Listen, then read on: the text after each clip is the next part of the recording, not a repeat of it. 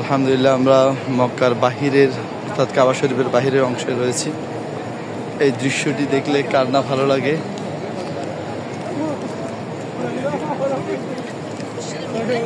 যথেষ্ট ভালো লাগে, যথেষ্ট মন ভরে যায় আশায়।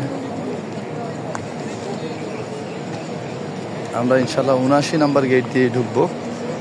এখানে আমাদেরকে ঘুরিয়ে এনেছে অনেক হাজি, যার ফলে ঘুরে আসলে কিছুটা জায়গা থাকে, এখানে অনেক হাজি স্থান পায়, হাঁটতে সহজ হয়। যদি সোজা রাস্তা হয় তাহলে হাজিদের ভিড় হয়ে জমা হয়ে যাবে, যার ফলে আমাদেরকে পথটা ঘুরিয়ে দিয়েছে। এই পথটা ঘুরিয়ে দিয়েছে। 79 নাম্বার গেট দিয়ে আমরা ইনশাল্লাহ ঢুকবো।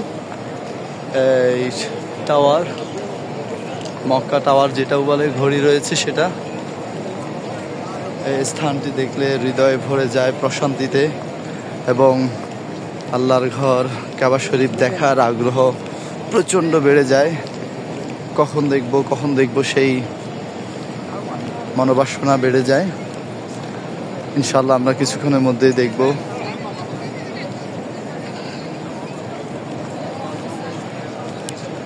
অনেক ঘুরে যাওয়া যায়। শুকরিয়া আল্লাহর কাছে। আমরা কিছুক্ষণের ভিতরে ঢুকবো ইনশাল্লাহ 79 নাম্বার গেট দিয়ে।